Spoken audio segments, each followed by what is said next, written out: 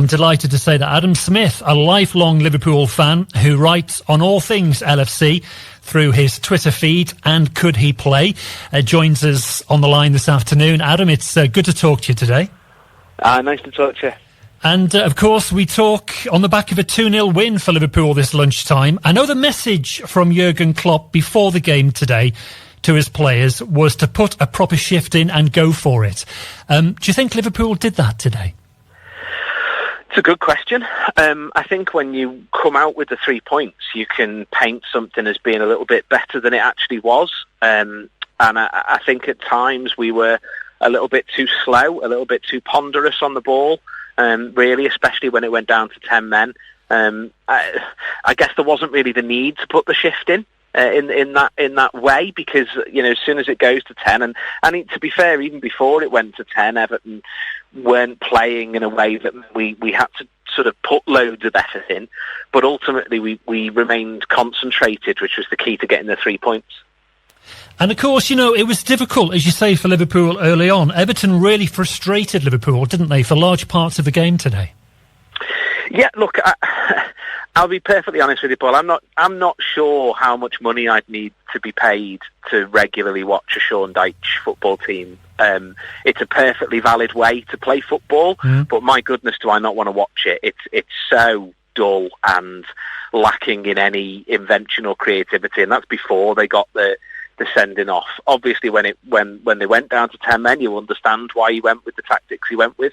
But they play in a way that's designed to frustrate first and foremost, and they're not built to attack, which is why every time they kind of tried to, we were hitting them on the counter attack 2 minutes later, or 30 seconds later. So it's not an attractive brand of football, but we just did what we needed to do, which was keep plugging away, and eventually found the breakthrough. And it's a result as well that for the moment puts Liverpool top of the Premier League as it stands. So it wasn't a vintage Liverpool performance today, but of course you can take many positives from this. Let's talk about Mo Salah. He scored both goals for Liverpool today, and arguably the player that affected the play the most today. Maybe. I think it's one of those funny things. It's a sign of Mo Salah and sort of who he is I actually thought he was quite poor on the ball today. He seemed to have the wrong boots on. So early doors, he was, heavy touches and things not working.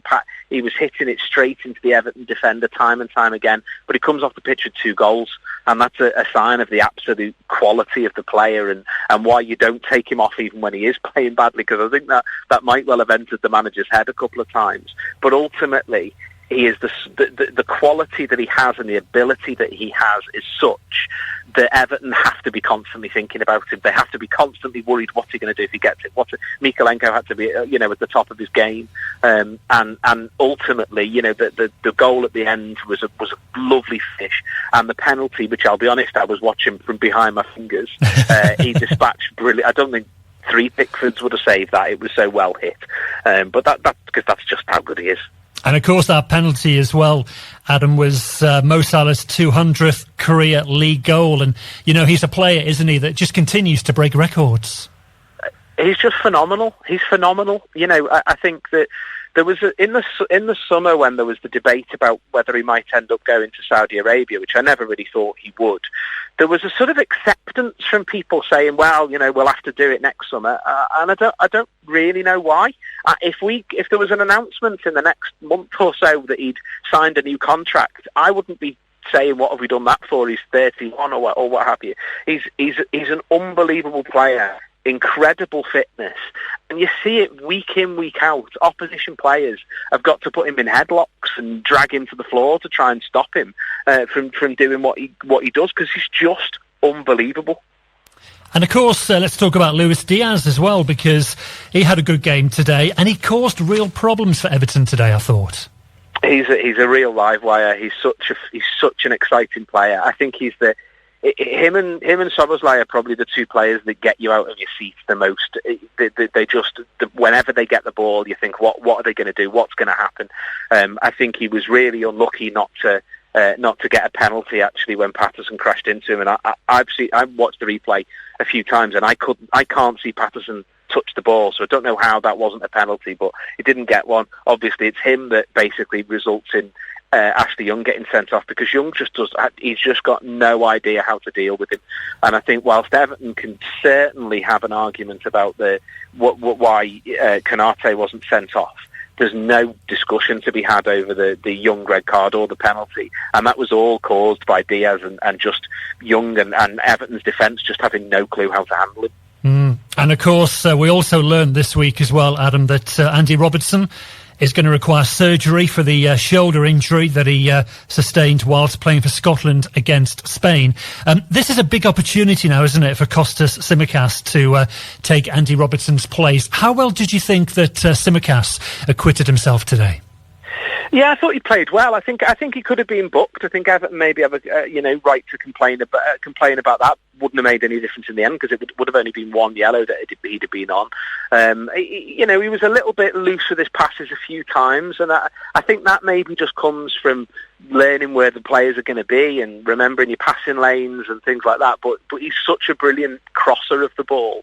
And I think it's, the one thing we haven't really seen from him is a consistent run in the team, or at least we haven't seen that for a while, since the last time Robertson was injured. And I think once he starts to play on a regular basis, we might start to see a player come through that everybody can just breathe out a little bit. I think Robertson is a level above. He's a class act, Andy Robertson. But Tsimikas is a perfectly good deputy, and this is why you need perfectly good deputies. So I think we'll see him come good, I think, in the next few weeks. And of course, we're well aware as well that, Klopp has now got strength in depth within the midfield positions, which is not something he's always had.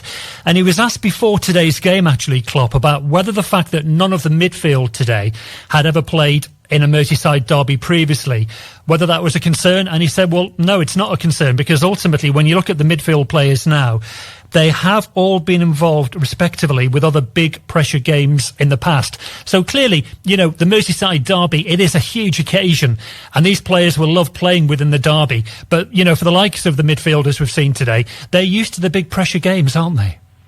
Absolutely. And I think the interesting thing is that it wasn't really a Merseyside derby in that kind of blood and thunder way, and that, I think that's a strange thing to say when there were so many big decisions, a sending off, a penalty, loads of bookings, but it wasn't really a game where you were thinking, oh, this is a proper old style derby, this, and as I say, I think Konate should have been sent. There could have been 2 red cards, but watching it didn't feel like that sort of Merseyside derby. And actually, as I say, I don't like the way Dyche gets his teams to play football, but what it's very, very good at is quieting the crowd, and it did that. Anfield was very, very quiet, so it wasn't the sort of Merseyside derby atmosphere that maybe when you say the words Merseyside derby, you'd expect it to be. So what they've done is they've played in big games before. They played in a big game here, and they handled it perfectly well. They were all really. I thought Gravenberch looked excellent. Szoboszlai had plenty of opportunities. If I'm totally honest, I'm starting to get a little bit worried about Alexis McAllister. He just doesn't. The last 2 sort of his worst performances, if you like, have come straight off the back of international duty, or he's been out in South America. So we have to bear that in mind. But he just doesn't seem like he's quite at the races so far, and it is worrying me a little bit. But that being said, all 3 of them handled what happened today really, really well. Do you think with McAllister, do you think it's a case that he's not been helped because of the impact that Szoboszlai has made this season? Do you think that's, if you like, impacting upon McAllister's game? To an extent, but I think more than anything else, it's because when he played as the 6 for Brighton, he did so with another player alongside him. He's not doing that for us. He's playing it basically on his own more often than not. Because even when Trent drifts in, he's not really doing it as a 6. He was in the 10 position more often than not during today's game. So I think he's been asked to play a role that maybe not everybody expected him to play when he arrived. I was expecting him to play more as a 10, or certainly, just behind the front 3. And that's not what's being asked of him. And then, as you say, you've got Szoboszlai, who's performing incredibly. I mean, he's been a man of the match contender. He certainly would have been on the list for man of the match pretty much every game he's played for us. And so when that's going on there, I'm sure if McAllister was on the call, he'd say, I understand what you're saying there, Adam, but what I'm doing is I'm facilitating what Szoboszlai is being able to do, and I'm having to work and cover Trent when Trent decides to go forward and things like that. So it's a role that I don't think is working at the moment, and I'd prefer it if we had somebody else there that was playing as the six and he was being asked to do what he did so well for Brighton more often than not, which was play further forward. So if we take time to just take stock as to where Liverpool are right now, top of the league for the time being, you've got to say, Adam, it's been a great start to the season for the Reds. I think it's fair to say that supporters generally at the start of the season are optimistic about the new season to come. But because there was so much transfer activity this summer, I think it was reasonable to suggest that maybe this would have been more of a transitional period for Liverpool, and that maybe the results would be hard to come by early on because of the new players coming in. But, you talk about Szoboszlai hitting the ground. Darwin Núñez has taken his game to another level.